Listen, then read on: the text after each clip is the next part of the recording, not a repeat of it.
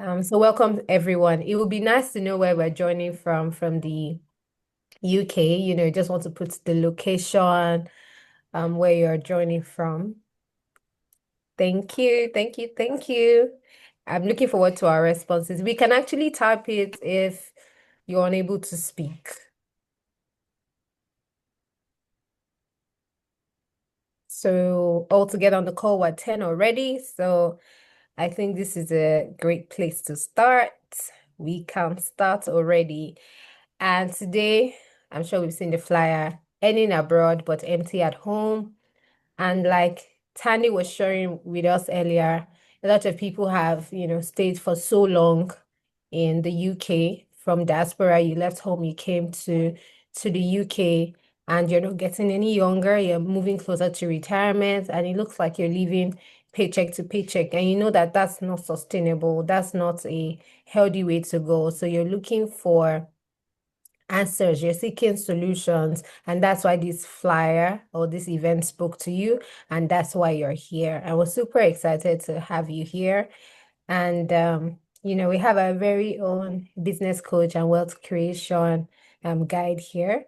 OC, Oladipupo Clement, OC for short, and we'll be having a conversation on the topic and things that have to do with money. And like I said, it's unscripted, and so based on the things that have happened to me today, I had some reflections, and I think it's a great place for us to start. Yes. So we're starting already, and one of the key questions that I asked myself reflecting today was I started asking myself, really, what exactly is wealth? I know that people attribute wealth to money and just money, but I think that there's really a definition of wealth, like what true wealth is. I don't think it's just limited to money, and I think I want to start from there. OC, would you be willing to, share with us what true wealth is? And the reason why I say this is because I think there are so many things that we don't consider as wealth, and so we're always like chasing after money, but there are so many things to be grateful for. But I'll just let you take it on from here. All right. Thank you so much, Stella, and welcome everyone to Achieve Financial Freedom webinar. Wealth is much more than money. Most times when we talk about the subject of wealth, the first thing that comes to mind is money. But there are a lot of other things that can be attributed or can categorized as wealth. First one that comes readily to mind is health. Health is wealth. You have no idea how valuable your health is until you have all the money and you don't have, you have pain all over your body and you are not able to um, enjoy the wealth. So health is wealth. Two is um, integrity, good reputation, good name is wealth. And you have no idea that these are convertible resources.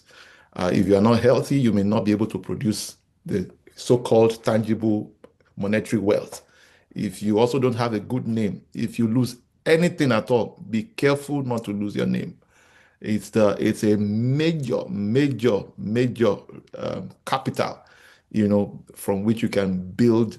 Everybody wants to associate with a great name. Everybody would like to identify with a great name. Nobody wants to identify. In fact, there are names that have gone so rotten that nobody wants to even bear the name. When you hear the name, every time you hear, I wouldn't want to mention some names because I know some people still bear those names, right?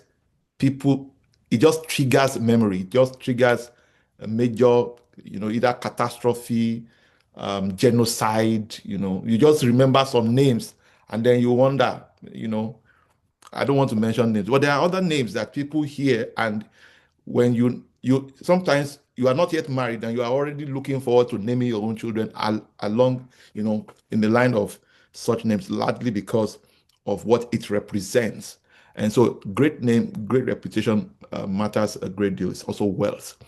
Um, of course, financial resources is also wealth, but relationships, network, oh my goodness, is wealth. Is wealth. Wealth of experience in terms of skills, in terms of, you know, um, years of experience, expertise is also wealth. And that's why I'm going to stop, draw the curtain. So let me not, there are about 7 different components of wealth, but I think I've mentioned 5 already. So let's make do with that. Thank you very much. Thank you very much, OC. That was really, really spot on. And I just want to speak to that relationship part. I think relationship is so key. I think it's so crucial. And I'll share one very interesting experience that I had this week. So I have a friend who is an artist, so in the creative sector. And then he tells me, oh, Stella, one of the challenges that I have is I'm always emotional. When clients come to me and they tell me, they want me to perform at their event because it's a jazz band. Mm. I'm always emotional. So ideally, I know that my base rate is 2.5 million, but because they speak to me, they know me, they talk to me directly. Sometimes I just take 1.2 million and all of that. And I said, you cannot be emotional because your bills are not emotional.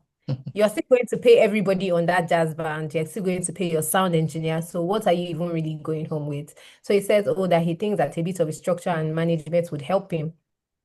So he reaches out to me to help um with the negotiation. So when anybody says, oh, we want to book you, be like, I now have a manager. Talk to Stella.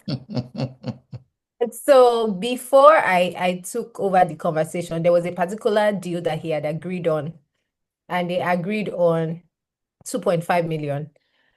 Not getting the full information. When we checked the distance, we saw that he had to travel to another state, and that would like not make the money sufficient. And so what he was now asking me, Stella, is there a way you can help me renegotiate this amount? I'm like, this was before I started this job, but I said, okay, I'll try. So I reached out to the number and said, hello, this is Stella from Serenade Band. And then somebody sends me a message immediately and says, Stella, how many jobs? What do you do? I'm like, why are you asking me this question? He said, I'm the one in charge of that other WhatsApp where you just sent me a message asking for a renegotiation. I said, oh, because you are my friend, you have to pay me 1 million extra. And she didn't argue. It was just done. And I was like, wow, the power of relationship. If I didn't know her, I'm sure she'd be like, are you joking? We already agreed 2.5 million and it's 2.5 million. But because of that relation, so relationships are very powerful. They Absolutely. can open doors for you. They can keep the doors open. So please, I just need us to know that wealth is not just money. Sometimes the money that because money is in people. Mhm. So if you have the right relationship and you're helping people achieve what they want, then definitely that part of the money that they have will Mm. gravitate towards you. Absolutely. Another reflective question that I want us to think about, and also this question has to do with mindsets. And I think that it would also help for you to sort of help people to change or reprogram what they think about wealth. And that would be me asking everybody. So to you is a rhetorical question, but for OC is going to respond in a way that ideally each and every one of us should be thinking about wealth. And what I started asking myself today was, why do I really want to be wealthy? Because some people just want to be wealthy so that they can show off, so that they can tell people I've made it, I left this country, I came to this country, and really the grass is greener on this side. You just want to show the way we say it locally in Nigeria, you want to pepper them, you want to show your village people that, my level has changed. But And you I have think arrived. that you've arrived. But I think that that's just a very myopic way of thinking about wealth. And Absolutely. so, mostly, how do you think each and every one of us on this call should be thinking about wealth? Okay, so I want to believe that the dimension of wealth you're referring to this time around is monetary, it's financial in a sense. And so money is a tool. Money is, you see, what I've seen, especially with us Africans, both in our home countries as well as in diaspora, is that we use people to get to achieve money rather than use money to serve people.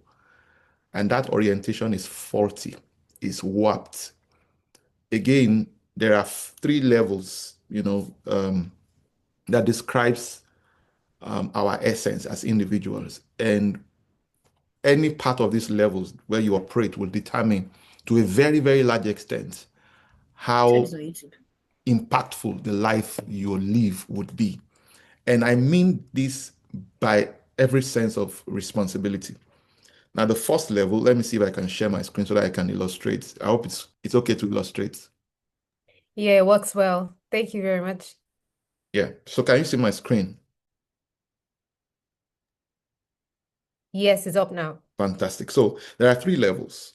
And it's important that wherever you are, anywhere in the world, if you're thinking, and I'm going to break it down just because to answer your question. The first level is survival from bottom up. And this is where majority of people are. If you read my book, Finding What Works for You, I broke this down. You know, on the course when you're on a journey to to living a life of meaning, living a life of purpose, you realize that this is not where you would operate. But a lot of people who live at the survival level of life, all they aim to accomplish is me, myself, and I. It's about what I would wear, it's about what I would drink, it's about the house I would live in. It's all about me, myself, and I. And that is a very self-centered myopic. And that's why most people remain low. It doesn't matter the opportunities that open up to them. Once that is this program, once that is the software that runs your life, there's no amount of money, there's no amount of resources, that will take you further.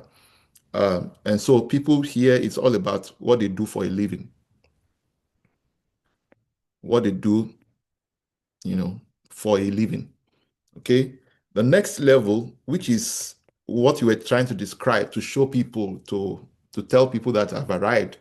I don't ama, like people say in Nigeria, you know, it's the level of success. And here it's still a level, you have attained a level of comfort where you practically can pay your bills and cover whatever and then live a good life, fairly good life, right? But it's still about yourself. And this is where you categorize most middle class individuals in. It's still about the school the children go to, here is just about comfort. All right. But the highest level, which everybody should aspire for, and this should be your software, is significance. This is not about what you do for a living, it's about what you do for life, right? What difference are you ready to make? This is where you find fulfillment. This is what gives you meaning, gives your life a meaning, right? So it's not about you, it's not about me, myself, and I, it's about how much of a difference can I make in my world. So this is where, and guess what? If you are not even making money yet and you possess this software, it will inform the opportunities that will gravitate in your direction, right? Let me tell you this. There are businesses that start on the basis of survival. There are people who get jobs just so that they can survive. And also that also constrain or constrict the level of opportunity that gravitates in that direction. But the moment your mind shifts from survival to significance, to how can I make a difference? Recognizing that money is just a tool to fulfill purpose. All right. You set a money mission. For example, years ago, I set an agenda that I have life goals, some goals that I have for life. One of such goals is that I'm going to give scholarship to 1,000 children through tertiary schools or university or colleges or polytechnic, as the case may be. Now, that is one of my money missions. And you can see that that's why you see some people, in spite of all the resources that God has blessed them with, they still work so hard. They still are still, laboring hard. And you are wondering, oh, more go relax now. You never do, permit my expressions, But I'm saying this to say that when your money mission shifts from me, myself, and I to what difference can we make in our world, there are so many problems around the world, right? I grew up in an average family, what you call an average family in Nigeria. And my parents were neither rich nor poor. And so, but I had more memories of poverty, lack, and hardship. I often say to people that I know the color and taste of poverty. Nobody can intimidate me with poverty. You can't say, "Do you know what I'm going through?" I've been through it. I know the color, I know the taste. Just don't ask me what it tastes like, and don't ask me what it looks like. But the reality is, I paid my way for my self-development, for my education. They got me to a level, but they couldn't take me further. You see where it landed me? It landed a vision in my heart to say, if I cannot do anything for anyone, I want to make sure that I empower people to the extent that they will be able to read, calculate mathematics right, and be able to develop level of confidence. Whether you like it or not, I know school can become a scam if it's not deployed properly, right? But school is not really a scam. Oh, sorry, maybe I should say it this way. Education is not a scam. Maybe school is a scam. Education is not a scam. And I know that when they say all graduates rise up, if you don't have that certification, you don't have that qualification, it can affect your self-esteem in the committee or when other mates of yours are rising up. So I made it one of my own life missions, life goals. I'm going to send 1,000. It's a number, 1,000 through school, right? And so in 2020, I did a pre-launch and I gave, I think 50 students, I gave them, I paid for their WAEC examinations. And then those who did very well during the WAEC, we started paying their school fees from that time on. I think there were about 5 or 7 of them, I can't remember, right?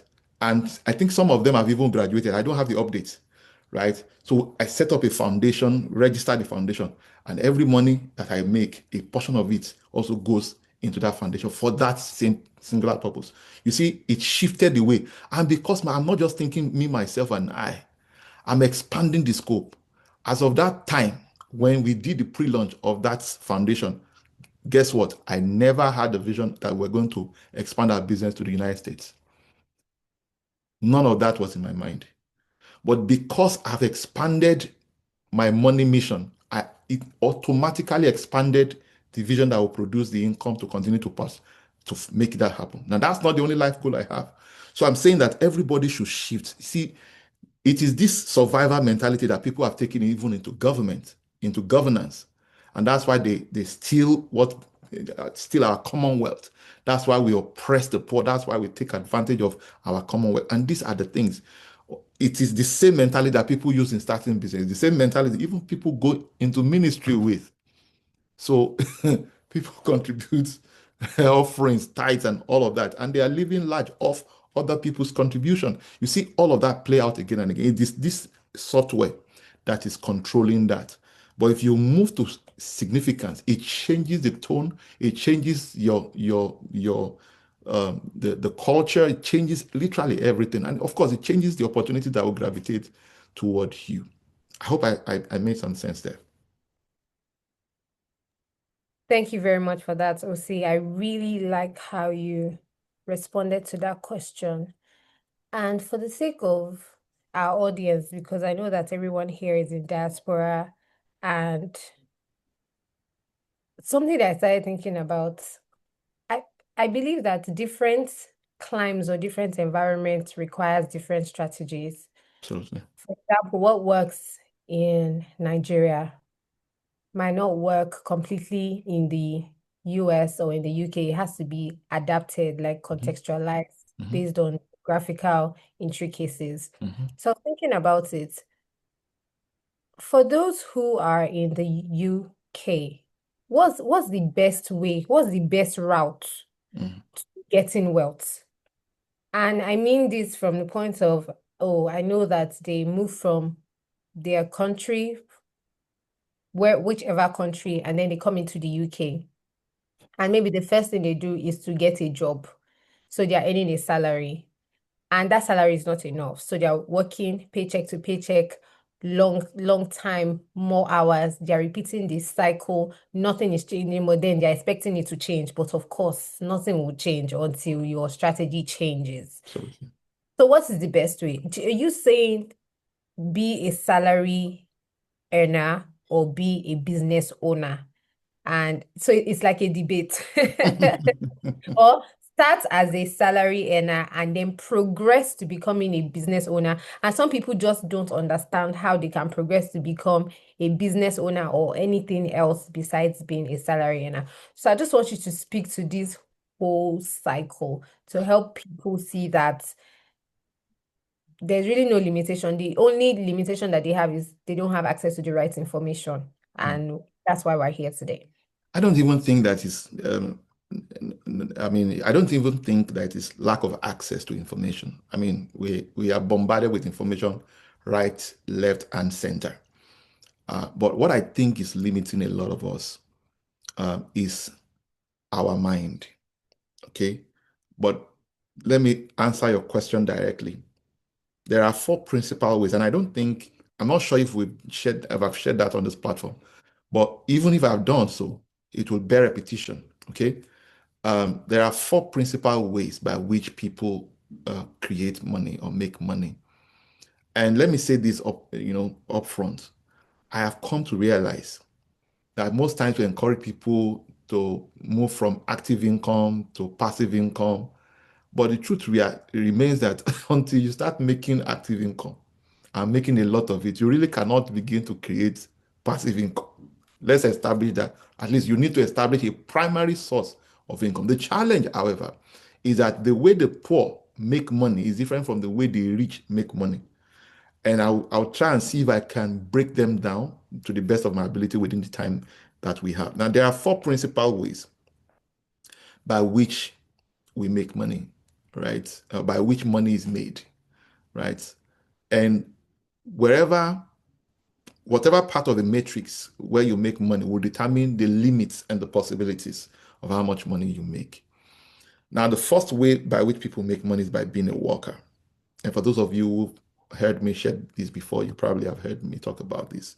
And by being a worker is the first approach by which a lot of Africans, especially when they migrate to the UK, Canada, US, Australia, and the rest of them, this is the first thing because the goal is the survival instinct kicks in, right? Once you land in a country, especially when you've got a promise of you can pick dollars and pounds sterling on the road, the story is completely different, right?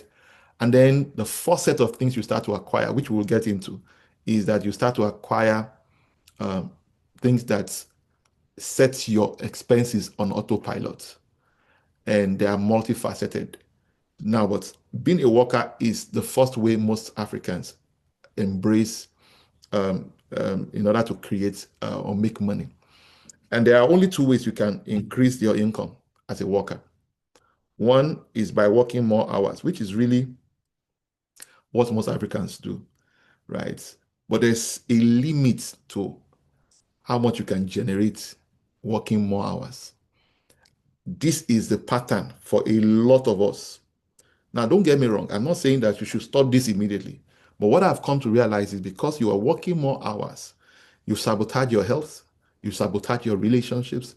So single people are not even getting married. Those who are married are sabotaging the marriage or family they've already started because they are working for so much money. They are laboring for money to take care of the family they will never have time to spend with. It's so strange. And this is what I've seen again and again. Let me share something with you. You may not know the value of time freedom until you lack one.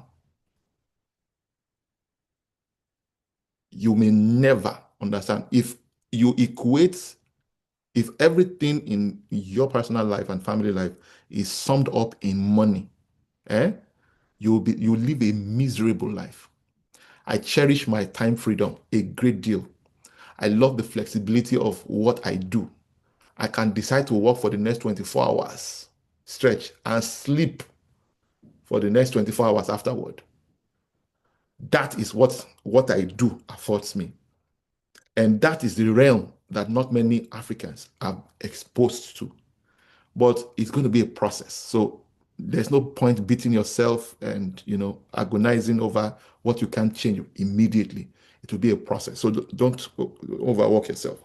The second thing that you can do to increase your income as a worker is to upskill. All right.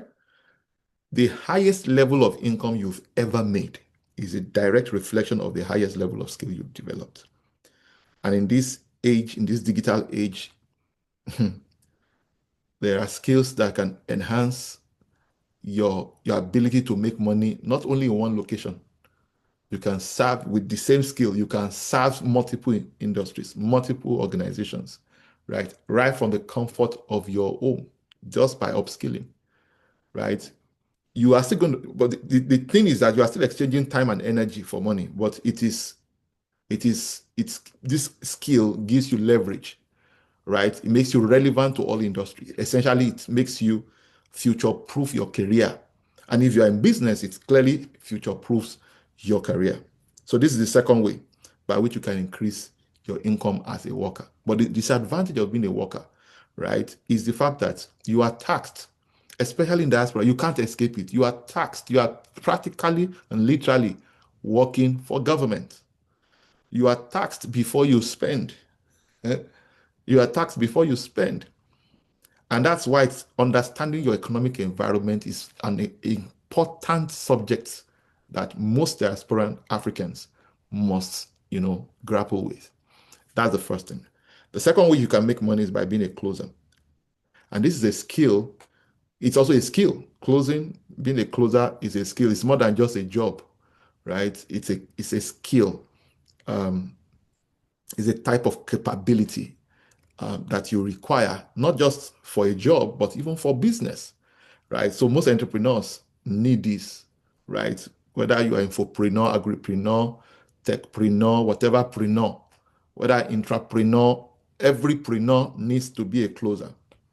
Now, in order to make a lot of money as a closer, you realize that there are three things that are important. Number one, it depends on how good you are, which speaks to skill also, how good you are, right? Number two is what is the price of your goods, right? Or your services. You can literally increase your income by raising the prices of your goods and services, not necessarily by talking to more people. And so that's very important. Number three is your fees or commissions, right? Your fees or commissions. So if you earn 5% of $10 million or 10 million pounds, that is 500,000 pounds. Okay? 5% of 10 million naira is 500,000 naira. But 500,000 naira and 500,000 pounds are not in the same level. So the higher the value, not necessarily just the price is commensurate to the value. So the higher the value and price of what you are selling, the higher the likelihood of earning a lot more. Of course, the better you are at selling or closing, the better you are at earning even more. And of course, 5% for the same service as well as 10% on the same service are not the same. So if your commissions are higher and the price and value of what you are offering is higher and you are very good, you will certainly be making money. And the beautiful thing of being a closer, you can make in a single transaction what some people make in 10 years in a single transaction. And so I recommend people should up their game here. And the beautiful thing is that you can actually build a business around this. Interesting thing is you can do the closing online. You can jump on Zoom call. And I've done plenty of that. Plenty of such. And I cannot begin to tell you, unravel the much of deals and transactions I have closed in that manner. Okay. And this is where most diasporans need to be. You fix your time, you control your time. Now, I'm not saying you should jump into that immediately. Because you see, why do people settle for working immediately? There's dignity in labor. Let's not deny that. Deny that. There's dignity in labor. But the question is, the reason you are working so that you can care for people that you love. But because of the same work, you don't have time to spend with the same people. That's why you need to step up the game. The third way is by being an owner. And this is whatever you make from being either a worker or being a closer, you want to extract a fraction of that into some degree of ownership. Ownership, in this case, ownership of assets, right? Where you work once and the money keeps flowing. That is what is missing for a lot of us. And we prioritize, you know, other people, other obligations over our ownership, over the plan to retire free, to retire early, and retire rich. And this is the only way you can make that happen. So no matter how much you make, either as a closer or here, if you are not accumulating assets, forget about wealth. Forget about it. Someone said if you don't find a way to make money while asleep, you will work till you die. And the antidote to working till you die and make or the antidote to not working till you die is to own assets, income producing assets. And that is what this is about. It could be a business, and there are businesses that the owners are retiring from and that is cash flow producing, but they don't have any heir who is willing to take on that business.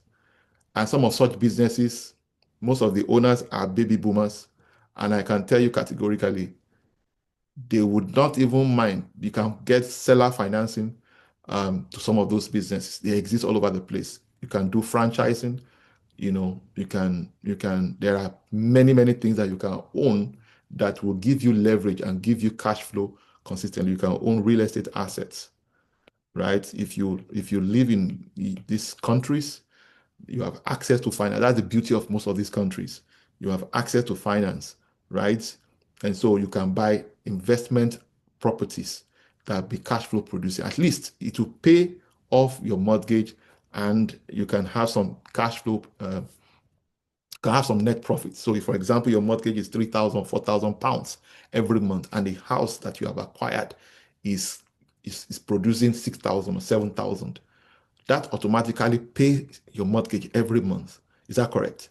And then you are cash flow positive. So even though you did not own, you are still building, you are still repaying the loan, the property is paying for itself and is paying you already.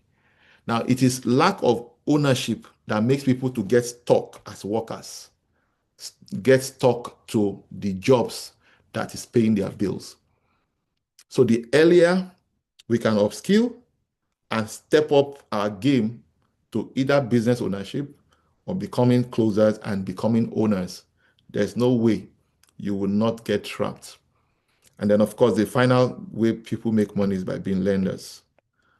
And by being the lender, you essentially are the go-between borrower and the, the financier, as it were, right? Whether you're a venture capitalist, VC, or you're a private equity, um, whatever, or you're a bank, right? You know, whatever it is around this is another money spinner, right? And much of these people don't own the money. People commit the funds in their hands and say, look for good deals, and they manage them. So if you know you have skills, some of us are even good at managing other people's money. We have handled other people's money. You count other people's money, but you cannot leverage the same skills to grow your own wealth. So are the things that we need to, and it is part of the school system. It's part of the programming that happens from school. We are trained to look for jobs. We're not trained to create opportunity or recognize opportunity and even create one. I hope that helps. Yes, it does. It does indeed. I really like the perspective of how you clarified when I mentioned that it might be a lack of information. But then I think that lack of information would actually be a subset of what you said about the mind because you cannot see what you're not looking for. So if your Mhm. mind is not seeking out opportunities, even when opportunities are staring you in the face, you would not be able to identify it because it's not Absolutely. subconscious yet. Yeah. Okay, so while you were speaking, I'm not sure which of the points that you made, but being Bolariwa said that's not the reason for so many, sir. So I don't know if you're able to speak Benga just so that we know what point you're actually speaking to so that we can clarify.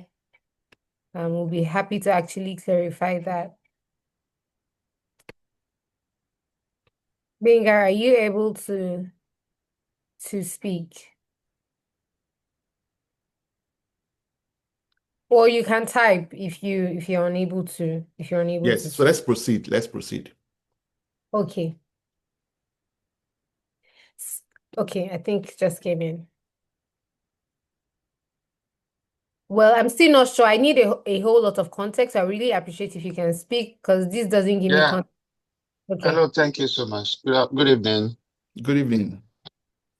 Yeah. Good evening. Thank you so much for this opportunity. My name is Benga Bolanwa. I'm calling from Leicester.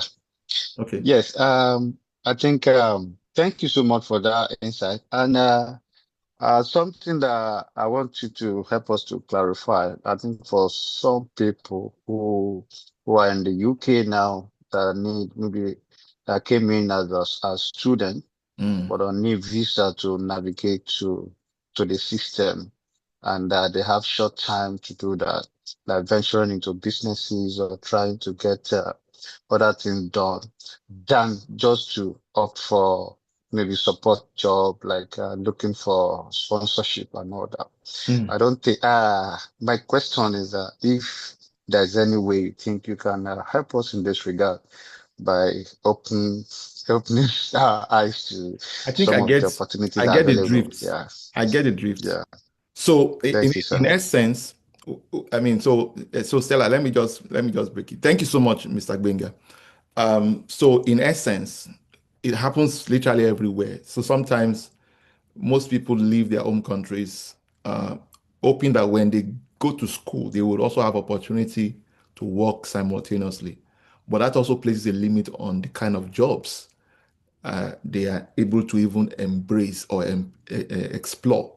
Okay, some people, I've seen that play out again and again in the United States, where you, people travel down to the United States on B1, B2 visitors visa, and somebody tells them, no, there's a way around it. You can get a job under the table, and then you get, like he said, support jobs and all of those things. And you realize that the math is not mathing because of your immigrant status, as it were.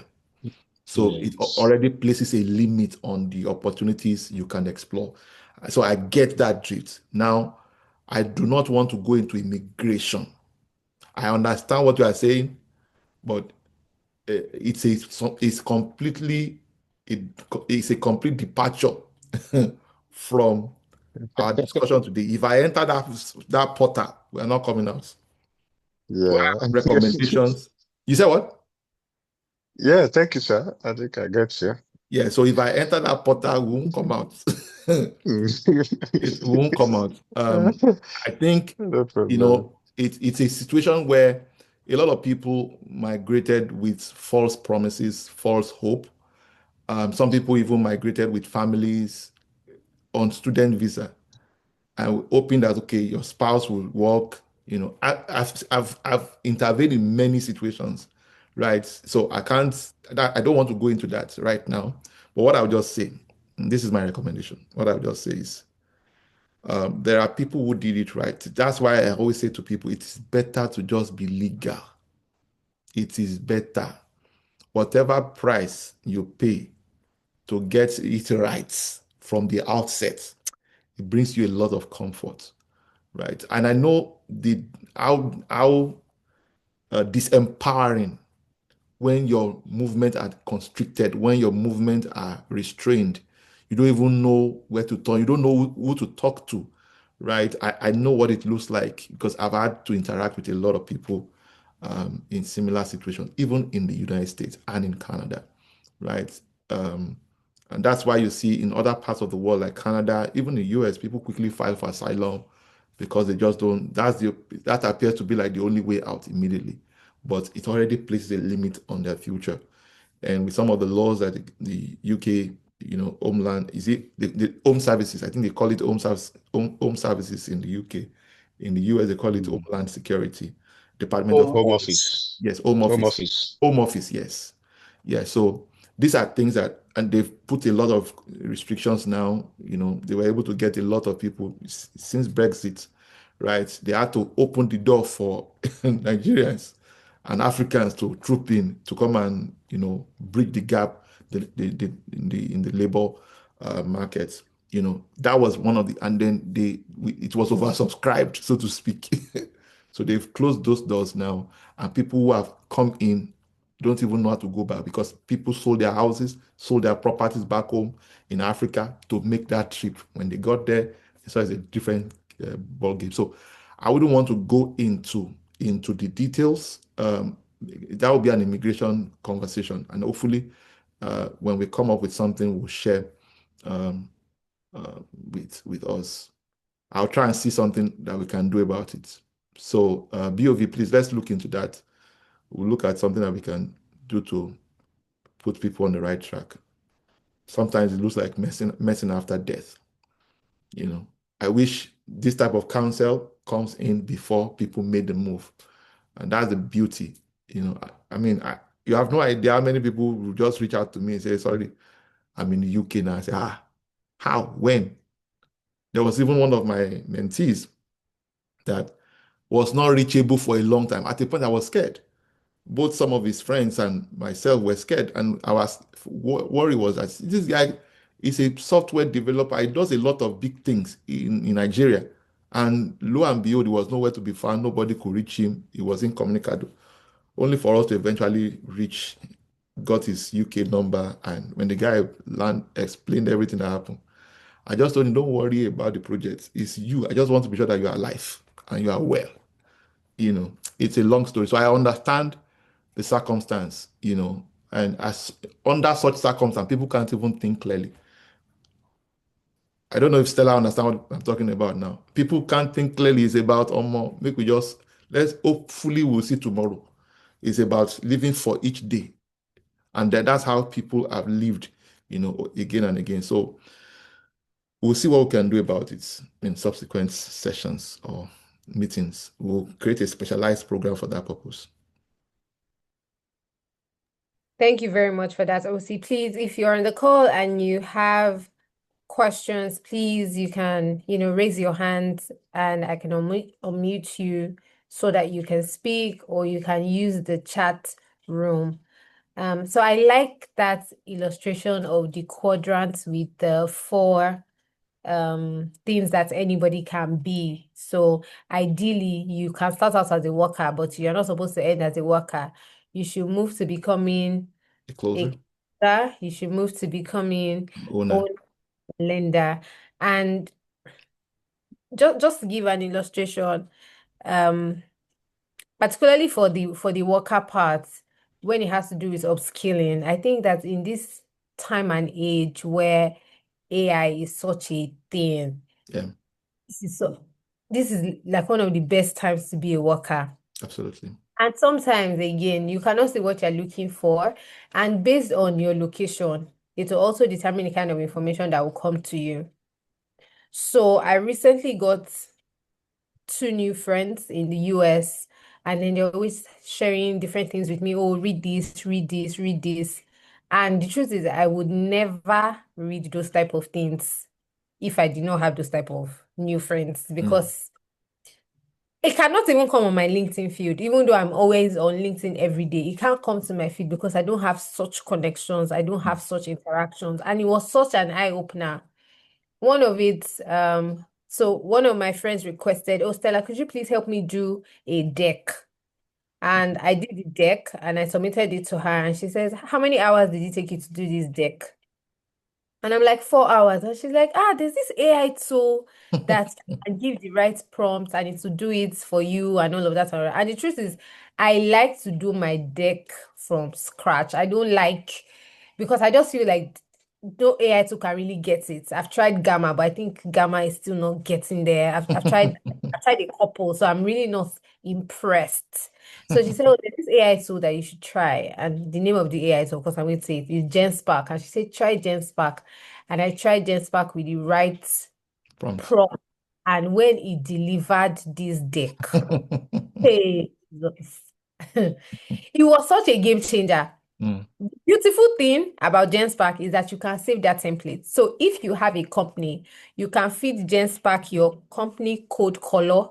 You can give it your logo. You can give it the watermark you want. You can feed it your website, all of the information. And every time you have to do a deck, you only just have to put your outline and the information, and then it knows what to do.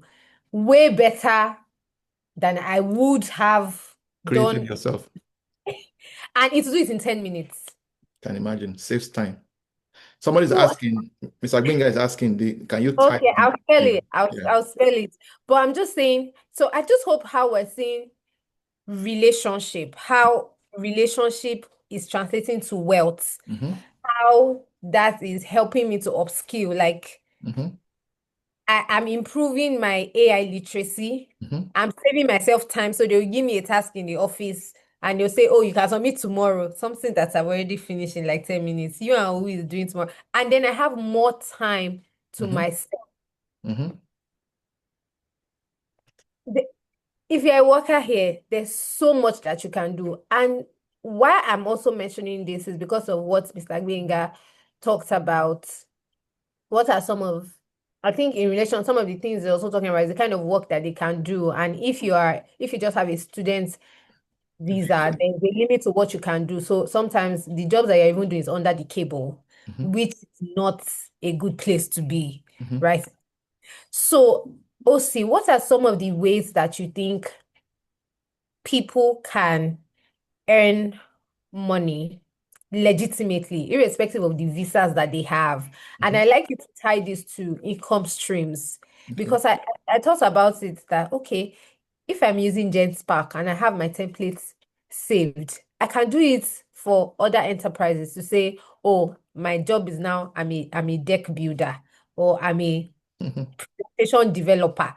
Just give me your idea and I'm going to churn it in your right mm-hmm, in the framework with the right colors, and you'll be wowed.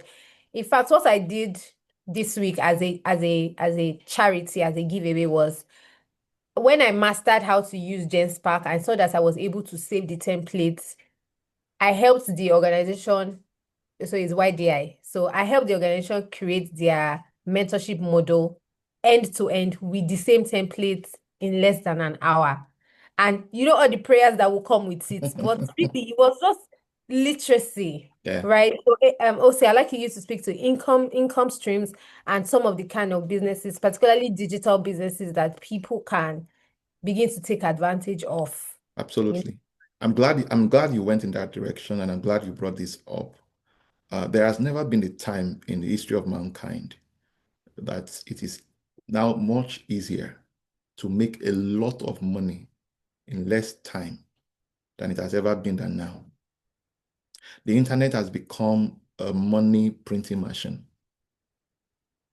What could have taken days, weeks, or months, or even years to deliver with the right tools, with the right skill, you can deliver them in shorter time. And you know the beautiful thing? You can do it from wherever you are. So the question is, somebody still sent a message. Can't remember. I think, okay, it was BOV that sent me that message. Um, Screen grabbed the conversation he had with someone. And the person was essentially proposing, and this person is even based in the US, was proposing that, see, a lot of our people need to become um, um, digital literates, and not digital immigrant in that sense. A lot of us are already past 40, some of us are in our 50s, we've been here for long and we are used to the traditional way of laboring, working, going out and coming in, the way we make money now has changed. The game has changed completely. The formula you are used to is not delivering at the pace at which money is living. So income generation is so critical. And this is what we typically cover. I mean, during Achieve Financial Freedom Challenge, we typically focus on, it's one of the things we focus on, and usually the day three. Day one, we focus on personal transformation. Day two, we focus on personal preparation. Day three, we focus on income generation. And the reason why income is so critical, the personal transformation is the foundation, right? Is the foundation. Um, the height of the building depends on the depth of the foundation, right? And we recognize that if it must be, it's up to you. In order for things to change, you are to change. You are the most important critical success factor in the equation of your success and wealth. And so we deal with that on day one. We look at all the programming, the mindsets, we look at your belief system, we look at your thought pattern, because those are the things that are self-sabotaging you. In a lot of ways, the relationship that's supposed to help you, you have even fought them away. You have made enemies your friends, you have made friends out of enemies. And so it is because of the way we have been programmed. And I know this because sometimes the people you are supposed to completely block, those are the people you open up to. The people you are supposed to open up to, you have blocked them. So opportunities are not flowing the way they're supposed to flow. So it is about you. When you change, when your programming changes, it affects literally everything. And one thing that begins to happen is that you now begin to recognize opportunities more readily than somebody who has the old mindset that you possess. Again, your mind is just like a container. It's what determines how much opportunities you can draw from the ocean of life, right? So just like a person with a 25-liter gallon cannot fetch 80,000 liter water from the ocean, but the person with 80,000 liter gallon or drum or tank can certainly draw as much water as 80,000 liter. And the ocean will not dry even after they've all taken their own portion. It's the exact same way it is with your life. So there is abundant opportunities, but can your mind conceive it, right? Instead of saying, I cannot afford it, let your question, let's start to reframe the question, how can I afford it? It's programming. And it comes from education, it comes from association. Education and association. All right. You are the same person 5 years from now, except for two things: the company you keep and the books or information you expose your mind to. You heard Stella sharing her own story, her own journey. She would never have known that there's a software, and there are many, many, many, right? Some of them even have white label. You can even create your own. You can even have your own AI labels, and people are making money on autopilot now. It's easier today than it has ever been. That's the day one. Day two, we focus on personal preparation. You see, if you don't set agenda for your money, other people will set agenda for it. And a lot of us don't really have a clear money mission. A lot of us don't have a budget. A lot of us don't even know what a budget really is. And so we deal with that. And in terms of keeping records and all of those things, we deal with all of that. And to put structure to your income and cash flow, right? That is what we will deal with on day two. Day three, we focus on income generation. This is where I'm going. And I said these other ones so that I don't forget to share them. Day three, we deal on, because you see, you cannot manage or multiply money you have not yet made. So it's essential that you make money. All right. So making money is the pillar of wealth, right? Um, and if you're not making money, there are three possibilities. One, you are going to start begging for money. When you run out of people to beg from, you start borrowing money. When you run out of people to borrow from, then you start cutting corners and playing games and scamming people and defrauding people. Now, you start using what you have. You know what you have. Do you know what you have? You start using what you have because you are under pressure, right? And so that's why enhancing your money making capabilities is one of the greatest investments you would ever make. Sometimes people ask, oh, what must I do to make money? No, it's who must you become to attract that kind of money, right? And that is where the money making capabilities come in. And so there are a lot of digital platforms today where you can learn these skills. It's just a question of dedication and time, because already time is going anyways. So, you know, a big brother of mine shared with me years ago. He said, somebody said he's too old to go learn the thing. He said, okay, 5 years from now, you'll be older, but you'll be 5 years older. But you can be 5 years older full or 5 years older wise. He said, so which one do you want? Because in 5 years, 5 years will come, guaranteed.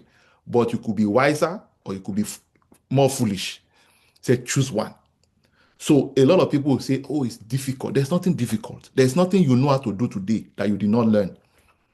So it's just reframing your mind. It's just attaching some measure of comfort and attaching a stronger why, to that learning. That is, a lot of people are just mentally lazy, and they have a number of reasons why they should not do what they are doing, right? That will bring them the permanent freedom. So this is what I recommend. By all means, learn a digital skill, whether it's digital marketing, whether it's copywriting, whether it is video editing, uh, and all of those things. But by all means, make sure that it gives you leverage. When I mean leverage, if you learn the skill and you don't know how to transfer it, either by way of, you can create your own whatever it is you learn, you can teach other people too, and create a course around it. It's a course that people will subscribe for. If you learn how to um, um, run ads, meta ads, Google ads, and all of those things. It's an important skill every business need. If there's anything I know in business, is everything is downstream from lead generation. Everything in business is downstream from lead generation. In other words, there's no business that will remain in business if they don't continually generate leads into their business. And if you can help them solve that problem, you make a lot of money. Now, not only can you make a lot of money, selling it as a service, right? Rendering it as an agency service. You can also teach other people, train other people in making money.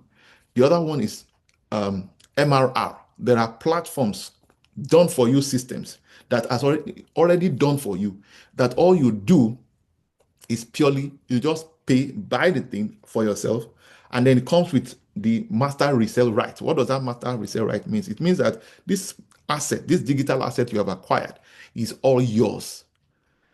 You can learn every skill you need on that platform, but it also gives you the right to sell it to other people and earn a significant portion of the commission, from 50% to even as much as 85%. Some other platform can even give you 100%, right?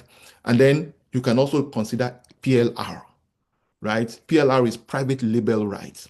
Okay.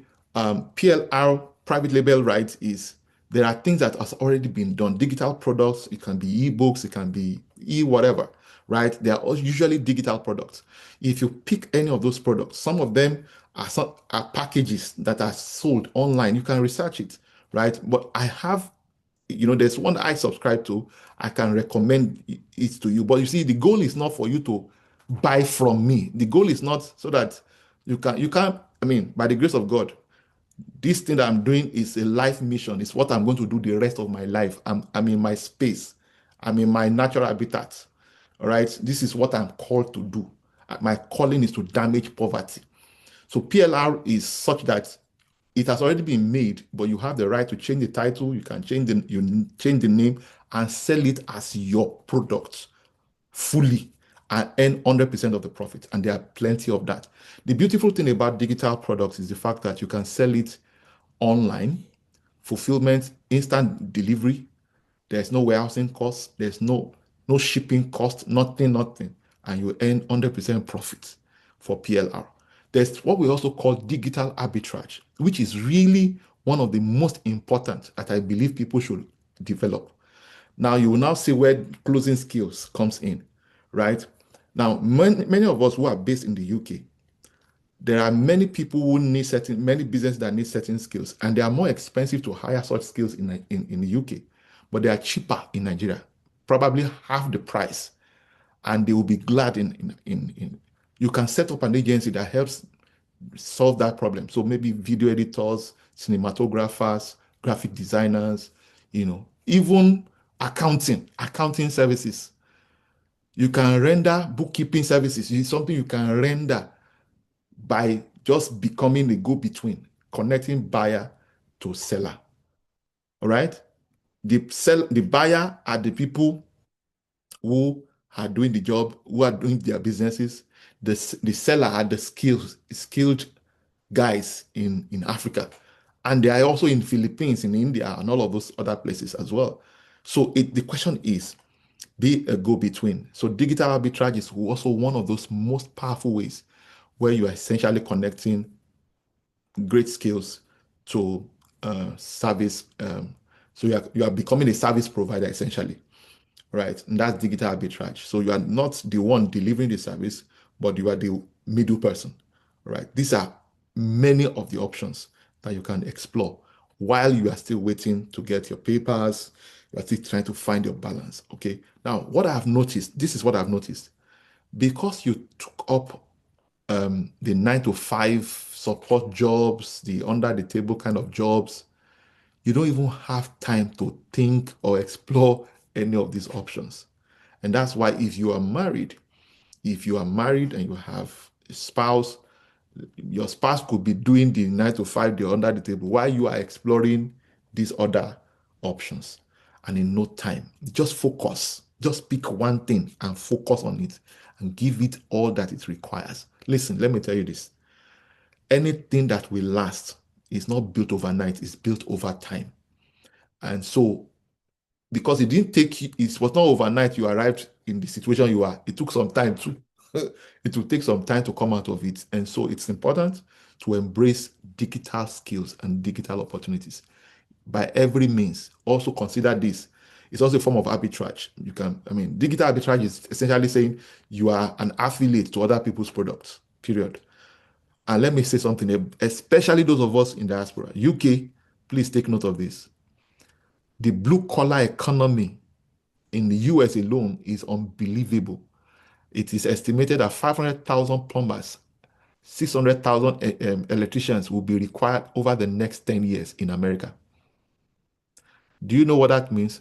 In the last 15 years, we've been talking about, oh, um, we need more software developers. We need more AI evangelists. We need more this. Now, AI can do the work of developers. Now, there are apps that can develop apps. There are apps that can develop softwares now. I'm serious. It's a revolution altogether. But you know the aspect of the economy that no business, no app can replace right now is the blue collar economy. There's no app that can fix your power problem.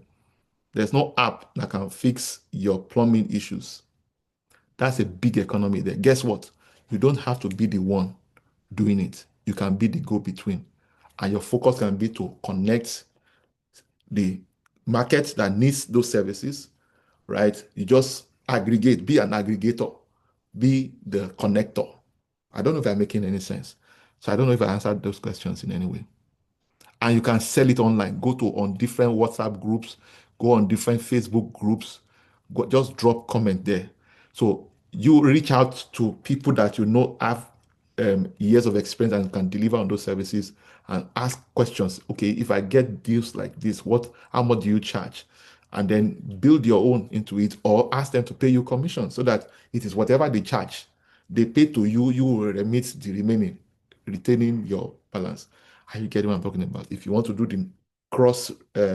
the overseas type of arrangement, then you can explore. Your Naira account, I believe, is still active. If your Naira account or your home country bank account is still active, it means you can be paying using Lemfi. There's Card Remit. There are all sorts of platforms.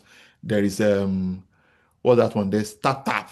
All sort of platforms that you can use to transfer money. So when you make money and you want to pay people back home in Africa, you can do that. So there's a lot of opportunities. It's just that you need focus. You need time. You need patience. Let me tell you something. It is consistency. It is focus. Listen, I've been doing what I'm talking to you about. This thing that we do here now. I've spoken to one person before, as in live program, physical, one person. In 2014, I will never forget. Every single month, I was doing the same thing. 20 years ago, I have been doing this thing over 20 years. The same thing I'm talking to you about, I've been doing for over 20 years. So somebody now wants to produce my results, but doesn't realize that I've been doing it for a long time. Now I'm leveraging technology. to expand the scope and focus on new markets. So it's the same thing you need to do. Focus, consistency. It takes time to build momentum. Once the momentum is built, it will just be on autopilot. You also just be cruising. All right. So that's what I would recommend. I know it's going to be painful at the beginning, but it will soon get sweeter. Over to you, Stella. Thank you very, very much. That was super spot on. Please, if you have any questions, I mean, we're rounding off already. Our time has been fast spent, and I do hope that we've been getting value. If you know that you have gotten value so far, you have learned something, or there's a mindset shift, there's a new habit that you're going to go home with tonight. I would like to see that in the chat, just so that we know that it was really worth your time. And if there was something you were expecting us to say that we have not yet addressed, I mean, the chat box is all yours. Please include that there. It's very important to get your feedback so that we can also improve on the things that we're going to talk about, because we'll still have this class on Saturday. So if you have anything that you'd like us to speak to, please let us know. So in closing, I would like you also to speak to how I know that we've said a lot of things about wealth. And one thing I think people still forget is that they are the most important factor, or should I say they are the critical success factor. If anything is going to change, if anything is going to happen, it first has to start with them. Mhm. And I think something that struck me, so many things. First, I first read a post of a lady on Twitter today where a Nigerian lady was talking to another Nigerian lady in the US, and she was saying, oh, that 10K, $10,000 shouldn't be much of a big deal. That is a big deal the first time you earn it, but when you continually earn it, it's not such a big deal. And then the lady in the US comments on that and says, I'm even looking for this $10,000. If only I can see $10,000. I've not even seen $5,000 before. And the Nigerian lady was like, I don't understand. She said, pardon my naivety. You have a PhD Mm. in French and you have never seen this type of money. The lady now goes on to explain. For me, I felt like it was an eye-opener and it was such a vulnerable moment, talking about how she's doing paycheck to paycheck. Mm. And I could not just wrap my head around it. It because reading that, seeing her profile, going to her LinkedIn page, I know the more than 5 businesses that she can be doing. And I'm just Without wondering, leaving our home, let's add that one to it. yeah, Without because I leaving our don't home. understand how you are a PhD graduate in French in an Ivy League school and you're telling me that you're jobless. First, there are lots of people that want to go to this Ivy League school. But you know something, Stella? Sorry to interrupt you. Yes, sir. You know, I always share that the number one proof that you are wealthy is not really how much money you've stacked up alone. It's not even how much money you are making currently. It is the ability, the recognition of what to do whenever you need it, right? That is the real wealth. Because let me be honest with you, there are a lot of things that can happen to whatever it is you have built up, portfolio of assets. If by one stroke of fate you lose it all, if you lack what it takes to replace them, then you are finished. Your self-identity will automatically be tied only to the things you currently own. And if it is taken away, you are finished. But if you know exactly the step-by-step process you took to arrive there, to accumulate it in the first place, in a shorter time, you can achieve it. And I think that's what is missing for that young lady. When you're barren of ideas, it's a bigger problem. It's a bigger poverty than lack of money. So she doesn't have a money problem. She has an idea problem. And that's the way a lot of us are. And usually what happens is you are blinded by your circumstance, you're blinded by trying to live for survival to meet the immediate short-term needs. And there's nothing wrong with that, okay? I'm just simply saying that you must create the time to say, okay, what must I do now to meet the future, to ensure that I come out of this? Because as my mentor would say, if even if you win the race, you are still a rat because a rat race, you are still a rat. So I just felt I should mention that because as you were describing, you are wondering why would somebody not be able to, with this qualification, with this position, with your location. There are many people who are wishing to be in America. There are many people who are wishing to be in the UK. There are many people who wish to be in the Ivy League. There are many people who would wish to have PhD. But you know what I found out? Sometimes going through those type of education, sometimes even leave you more confused than when you started. Doesn't show you any economic pathway to freedom. It only shows you how to get further trapped. I like that you spoke about that. And then I now recall that today again I had a call with another person. Mm. And he was telling me how he just finished studying journalism from Berkeley. Me, I was even blown, like, wow, you people are doing great things. And then he telling me how he's looking for a job, how he has applied to a particular company, and the HR person is saying, I'll get back to you, I'll get back to you, I'll get back to you. And I'm like, you the interesting thing I now found out, I didn't even know that the person that I was talking to was blind. So I'm Whoa. like, you are blind. You got That's an opportunity. scholarship. Do you know that if you start a YouTube channel or a TikTok channel, people know that you are blind and you got this opportunity. People with eyes have not even gotten this opportunity. And then the fact that you are even blind and you are in the US by yourself, you didn't even go with any family and you're surviving, Mm. you're already helping to break and shatter stereotypes that people have. Absolutely. I'm like, you don't even need a job. You first even need an NGO that would take you to be their ambassador. Mhm. Like when I was talking to him, he was like, I don't order. I'm like, the first thing that came to my mind is people are not limited by what they do not have, but they are limited by what they choose to accept in their minds. Mm. Because I was just blown. Mm. So this game of wealth or in this wealth cycle or wealth journey, Mm. I thought you to really speak to everybody here for them to know that they are the critical important success factor. If Mm. anything is going to change, it first has to change in their mind because sometimes they think, oh, I just need to get a new job. I just need to be promoted. I just need a new title. Mm. They're just always seeing something external when Mm. everything first starts inside out. So I just want us to wrap up on that note and then we can call it a night. All right. So you just touched on something that is very critical. And I noticed that we didn't, carry out the diagnosis we typically carry out whenever we start out on this particular webinar. Now, I need to state this. When we're done with this, I will just tell you what step to take afterward, and then we call it a wrap. Now, there's what we call the pyramid of wealth or the journey to financial freedom.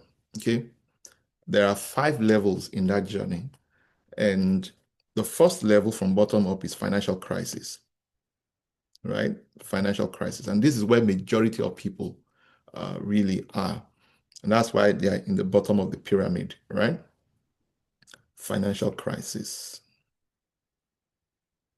Okay, and then you have now financial crisis is the state where you are not making money, but you are spending money. Like I always say, everybody is a gifted spender. All of us are talented spender. Nobody needs coaching. Nobody needs training. You don't need mentoring to spend.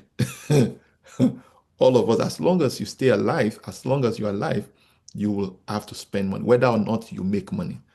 So, and if you're not making money, but you are spending money, clearly there's no other place you would be than financial crisis. And guess what? Even if you've saved up significant sum of money, right? Even if you have $1 million saved up, £1 million saved up, and that money is not producing extra income consistently through interest or whatever interest-bearing savings or investments, right? Eventually, the money will continue to deplete and eventually evaporate into thin air. So financial crisis becomes the ultimate outcome of somebody who is just spending money but not making money. All right. There is a small fraction, there's a small population of people who could also be in financial crisis. This category of people are people who have even successfully built up a portfolio of fixed assets that are even producing income, that is not producing so much income or not producing income at all. So this category of people are low on cash flow or they have no cash flow at all. And so somebody may be worth $1 million in assets, £1 million in assets, yet cannot afford £5,000, right? That can also spell financial crisis, but they are usually a small fraction. This is the reason why somebody that is considered well-to-do can commit suicide, because he can't meet his or her obligation when the time comes, even though he's big on fixed assets. The second category of people in this journey. Now, the reason why we are going through this is so that you can begin to describe and define exactly where you are.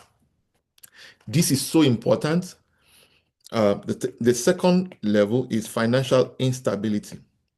Now, for a great majority of people, after this first set of people, right, is they are working, they are making some money, right, but their take home doesn't take them home.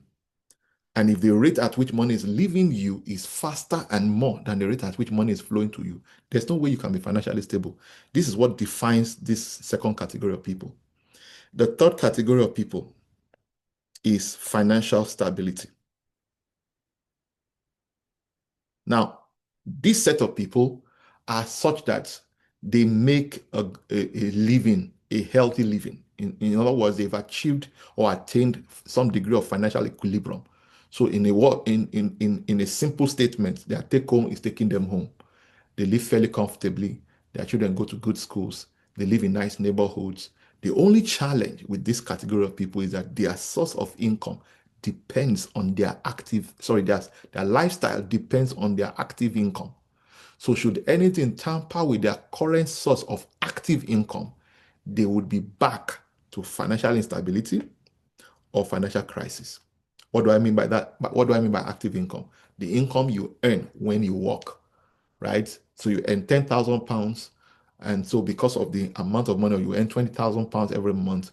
Even though by the time they remove taxes, let's say 40%, you still have 16,000, or you have 12,000 pounds left. That still helps you to navigate all your obligations, and you are still doing well, fairly well, right? But should you lose that source of active income, you could be back to financial instability or financial crisis. That takes us to level 4. This is what we call financial independence. Now, financial independence is that point in your life where the proceeds from your assets and investments is capable of meeting your personal and family needs, right? Whether you work or not. So at this point in your life, you're not just working for necessity, you're working for fun, right? So at financial independence, at the level of financial independence, so let's assume that as a financial stability, you earn £120,000, right? You earn £120,000 a year, but this money only comes when you work. You'll be considered financially free or financially independent if you earn the same amount of money, whether or not you work. So it is your assets, it's your investments that is generating this amount of money, right? This is the minimum everybody should aspire for. And most of the time, you see that as we go higher, it shrinks as we go higher, because not everybody is doing what they're supposed to do at each level. The last level is financial freedom. And this is where I encourage everybody to aspire for or aspire to. Financial freedom is that point in your life where the proceeds from your assets and investments is not only capable of meeting your personal and family needs, but it's also able to extend goodness and kindness to others. That was the meaning, that was the fulfillment, source of fulfillment I was speaking about earlier when I talked about living for significance and not just living for success or for survival, right? When this becomes your objective, you are living for a higher cause, you are living for a higher purpose, you are living for a higher calling. Now, what do you do when you are in financial crisis, right? What do you do when you're in financial instability? If that's what describes you, what do you do when you're in financial stability? What do you do when you're in financial independence and all of that? But again, if you are anywhere from financial, from 3 downward, then you certainly need to attend the Achieve Financial Freedom Challenge, which will be coming up on the 25th, from the 25th of, it's a 5-day challenge. We spend between 2 and 3 hours maximum, to break things down. And you get a workbook. There's a whole lot that comes in with our program. I recommend strongly that you register for that program. If you can, right? And then if you are not going to be able to attend for whatever reason, maybe you're not, there's clash of programs or whatever, we provide a replay for a limited period of time. You can still watch the replay. Please, any job you do, anything else you do that deprives you access to what will bring you liberation is already the prison. It's already bondage. Okay, and that is why you should take the advantage. So I'm saying all of this to say, if I need to start breaking everything down, that's what the program itself is about. So from day 1 to day 5, it's going to be it will going to be a time of your life you will never forget in a hurry. And let me say this, it comes with a money back guarantee. By the grace of God, I'm not doing this just for money. I'm doing this for purpose. This is my life mission. So if you attend a 5-day program, you on your video, and after that 5-day period, you still feel like this was a waste of your time, a waste of your resources, a waste of your money, call for your money. 7 days, you'll be refunded. So I'm saying that so that you will understand that it comes with a money back guarantee. You will have clarity, you have direction, right? You will know exactly what is missing and you know how to fix it. That is what we do at the Achieve Financial Freedom Challenge. And so I want to encourage you to do everything you can to be a part of that. Stella, I think we're done. Well, thank you so much for that closing, OC. So everyone, I trust we've gotten value so far. If it's going to be, then it's up to you. You are the most important success factor in this wealth journey. And like we've heard, there are several dimensions where you can play. I'm sure you don't want to remain a worker forever. You want to move. You want to understand how you can be a closer. You want to know how you can be an owner, a lender. You can even do all of them simultaneously. Maybe it's something that we're going to talk about some other time, because some people are already thinking, oh, I can do this, I can do this, I can do that. And then you're thinking, that is multiple stream of income, but it's actually multiple stream of struggle. But we're not going there tonight. We're going to talk about that some other time. But I really do hope that everyone got value and you would actually think about or consider joining the next Achieve Financial Freedom Challenge, because like it is a challenge. A challenge is supposed to stir you and move you to do something different, take you out of your comfort zone. You have been in that place for too long, right? So you need to grow out of your comfort zone. Sometimes move away from the familiar into the unfamiliar and then see a different result, right? And something that also struck me that OT said today while I was taking notes is, you may never understand the value of time freedom until you lack one. Honestly, there's always a better way. There's always a better way. And the only way you can know that there's a better way is when you talk to people who have, gone through what you're going through. And that's why it's good to hear from practitioners, not just people who talk about it and they haven't practiced. So Osi has been a worker before. He has been different since before. Like he keeps evolving. So from worker, he learned closing, and then now he's doing ownership. I don't know if he's doing lending, but maybe you did. Yes. But the thing is, you can also move. You Yes. can also move, right? So even myself that I'm speaking to you, the jazz band that I'm managing, I don't know how to sing. I don't know any instruments, but I'm practicing my negotiation skill because I know that my commission is from how high I can charge. Mhm. So I know how I'm going to tell the client, oh, memorable events, this, that's Mhm. fantastic. And I'm going to tell the jazz band, see, I'm going to speak all this English. So you better deliver. So like it's like arbitrage too, right? Absolutely. So I'm learning to practice. When you hear all of these things, it's not that you now close your book. So now your eyes will be open to the opportunity to say, this opportunity will make me be a closer. This opportunity will make me be an owner. So it's not like one can come before the other. You can do almost everything simultaneously. For example, the digital part, the digital business, the PLR, the MRR, it makes you become an owner because you have access to products that you can white label. You can say, Absolutely. oh, I'm the owner of this product. You're already an owner. Mhm. So the next thing we're thinking of now is how you be a lender. And if you gather all of the income from all of these, being a worker, being a closer, being an owner, and then you leverage the power of liquidity, you're already a VC. You're a mini fund already.